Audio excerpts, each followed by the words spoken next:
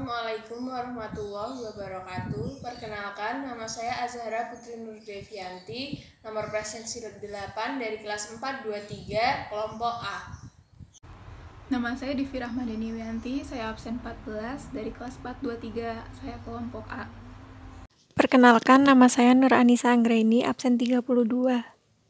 Jadi di sini saya akan menjelaskan tentang konsep dasar biaya. Menurut klasifikasinya, biaya itu diklasifikasikan menjadi 3, yaitu fixed cost, variable cost, dan semi variable cost.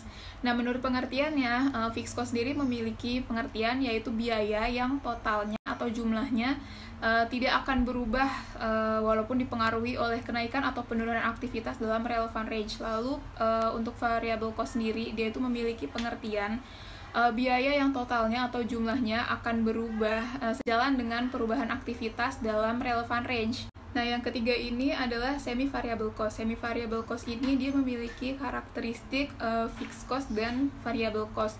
Nah, apa itu penyebabnya? Dia tuh disebabkan oleh adanya jumlah minimum yang dipertahankan, seperti contohnya adalah supplies. Lalu yang kedua itu adanya pengklasifikasian akuntansi. Contohnya adalah listrik. Listrik dalam pabrik itu dapat diklasifikasikan menjadi 2, yaitu listrik untuk penerangan yang memiliki sifat fixed cost dan juga listrik untuk produksi yang memiliki sifat variable cost. Nah, di sini saya akan membahas mengenai pemisahan fixed cost dan variable cost.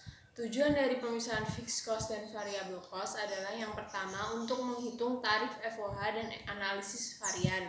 Yang kedua adalah untuk menghitung flexible budget dan analisis varian juga. Yang ketiga adalah untuk menganalisis direct costing dan juga contribution margin. Kan direct costing dan contribution margin saling berhubungan. Nah, yang keempat adalah untuk menganalisis break-even point dan juga cost volume profit atau CVP. Yang kelima adalah untuk menganalisis differential cost dan juga comparative cost. Nah, yang keenam dan yang terakhir adalah menganalisis short-run profit maximization atau maksimalisasi profit dan juga cost. Pembahasan selanjutnya mengenai konsep pemisahan fixed cost dan variable cost akan dijelaskan teman saya di video berikutnya.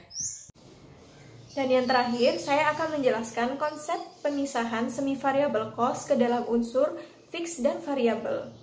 Yang pertama, kita harus menggunakan data historis. Lalu, data yang abnormal harus dikeluarkan dari analisis, seperti mesin yang mengalami kerusakan sementara dan pembelian material di bawah standar dapat mempengaruhi aktivitas dan biaya yang terkait. Lalu, kita dapat mengoreksi apabila terdapat perbedaan kondisi antar periode sehingga estimasi cost behavior perlu disesuaikan.